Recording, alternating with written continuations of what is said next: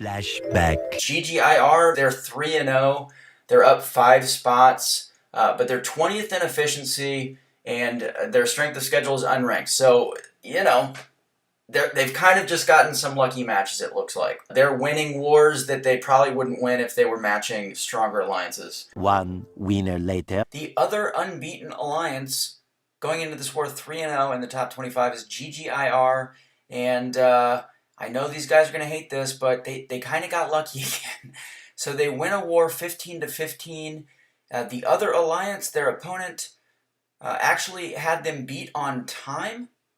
However, they won because the opponent only cleared 149 fights. They accidentally left a fight up. I'm certainly rooting for you to keep stacking up those wins. A few inches later. All right, and then GGIR, they are 4-0, so good for those guys.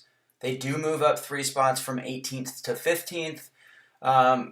You know, but currently, and again, you know, if you're in GGIR, just really any alliance that is looking at this and ready to take offense, just keep in mind that it's not personal, it is math, that's it. But the bottom line is, out of, you know, about 35 alliances that are part of this algorithm or this spreadsheet, they're 21st in deaths, so they've died quite a bit.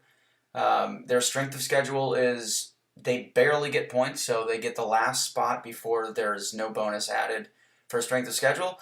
And, you know, we just discussed on the scoreboard how they, you know, they got really, really fortunate. Time will tell with GGIR. They just got to keep winning. One pair of pants later. JA, they faced the previously unbeaten GGIR, and what was that about a buzzsaw? So GGIR, I've been talking about how all the numbers say that they've been very fortunate to be 4-0. And I believe that they started this season in Tier 2. This sometimes happens. You start in Tier 2, you get easier matchups, and you're able to really you get off to a really strong start. They got off to a 4-0 start. And when that happens, you're going to climb the war rating leaderboard. The higher your war rating gets, the more potent alliances you're going to start matching. And I think that this is probably their first taste of what legitimate elite alliance war is like, up against JA, a perennial top 5 alliance, and 2-25 is definitely an ass beating. End of flashback. What the hell? Who is that coming off the goddamn pick and roll there, boy? Bam, bop, bada bop, boom, pow.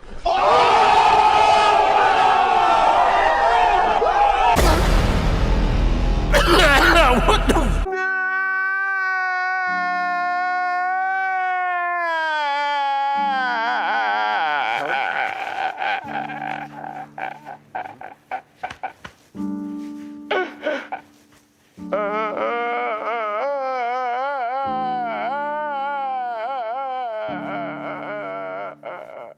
One nap later. Alright, so Sweetest Alliance matched GT40, and look at this. GT40 got off to a rough start by their standards, dropped too early, and Sweetest Alliance was 106-0. They end up finishing 150-3. And you guys can see with 29 fights left, GT40 could not die again. And unfortunately for Sweetest Alliance, they did not die again. They ended up taking that war 2-3. So let's look at the scoreboard here. Of course, we have GT40 with a 2-3 win against Sweetest Alliance. Noon, they've had an amazing season, and they do squeak out a win here, but that is definitely a little unlike them to die 7 times, but I'm sure they will correct that next war.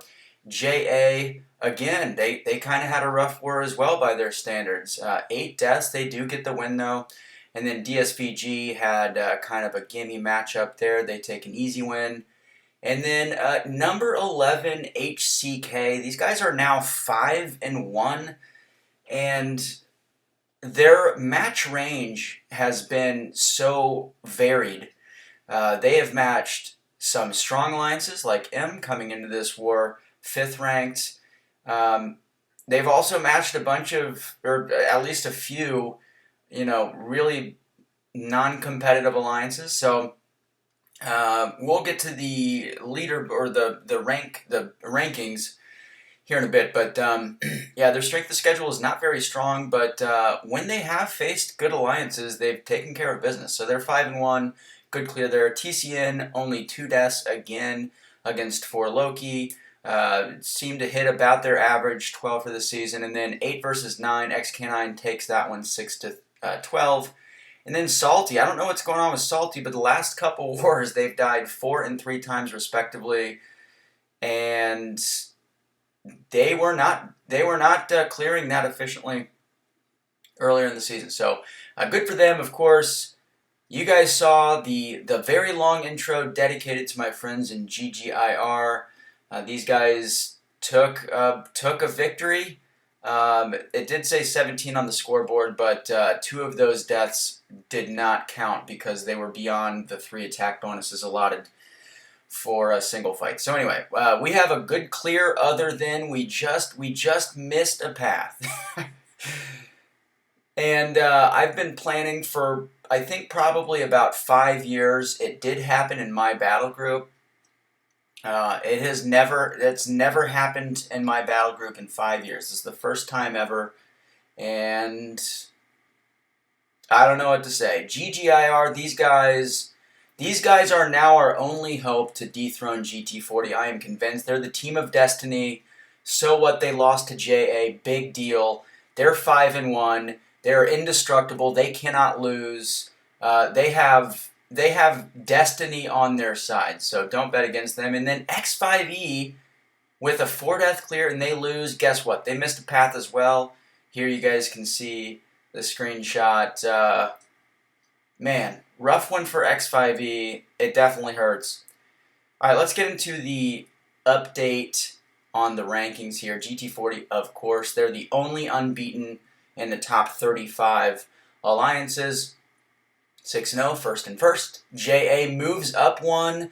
They're 4th in efficiency, but 3rd in SOS. And Noon, despite winning, they dropped, and it's mainly because they dropped from 2nd to 3rd in efficiency, and they also dropped from, I think, 5th to 6th in strength of schedule. TCN moves up 2. They're 4-2, but with another 2-death clear, they jump up to 2nd in efficiency and top 10 in strength of schedule. And then DSVG, they dropped 1 despite the win. The last 2 wars, they've had 16 total deaths, which has hurt their efficiency. But I do want to mention that 1 through 5 here are very close in points. Obviously, GT40 is ahead of everybody else, but I guess I should say 2 through 5 are very close in points. So again, there can be some fluctuation, war to war. All right, 11 through 20. And there are just a couple weird ones here. So X5E, they keep their position. LVT dropped 2. We did drop from 8th to 10th in efficiency. We're still doing very well, and I think 5 total deaths across the season separate us from the 7th ranked alliance in terms of efficiency. So we're doing fine. We just have to stop beating ourselves, basically. And then GGIR, despite the win, they improved to 5-1, but they dropped 3 spots, and here's the reason. They've died so many times at this point, they're not in the top 25. They're not even in the top 28 in efficiency. They have died through 6 wars 100 times. I don't say that to rub salt in the wound. Shit, you guys, they just beat us. They don't care. They're laughing at me. So that's it, guys. I'll see you in the next update.